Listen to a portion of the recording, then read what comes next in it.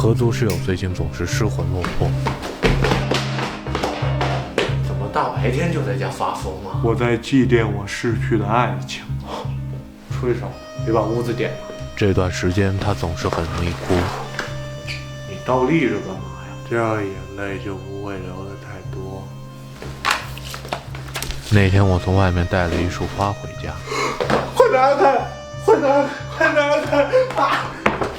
我一看到花开得这么旺盛，就会想到有一天它会枯萎。没办法，我只能把花放进冰箱里冷冻，然后把它们做成冰花。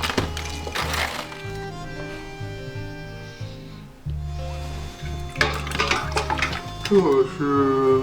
哦，我在做卤菜，卤冰花，尝一口。夜夜想起妈妈的花闪闪的泪光露。那天他正坐在沙发上看电影。哎呀，用这两只手指拿薯片。你要不要试试跟他联络一下？他已经开始新的生活了。那你还是等时间慢慢平复吧。我感觉我的时间被卡住了，我现在像是一条飘在海面上的船，距离港口和码头都有些遥远，而此刻风平浪静，时间好像成为了一种诅咒。过了几天，冰箱里被他塞满了东西，什么毛绒玩具、机械键盘、乱七八糟的水壶和一些电影票，就连制冰室里都放满了他们曾经一起做的小动物冰块。这是什么？你的爱情博物馆吗？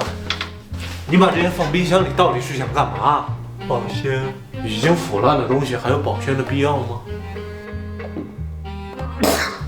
给新鲜的东西存点味是吧？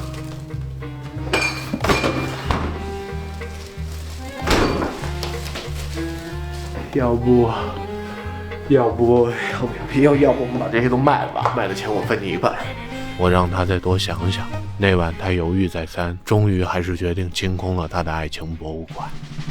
我不知道他究竟有没有放下，但那天摆摊的生意很好，很快我们就卖完了曾经属于他们的所有东西，除了那些小动物冰块，它们在阳光下一点一点融化。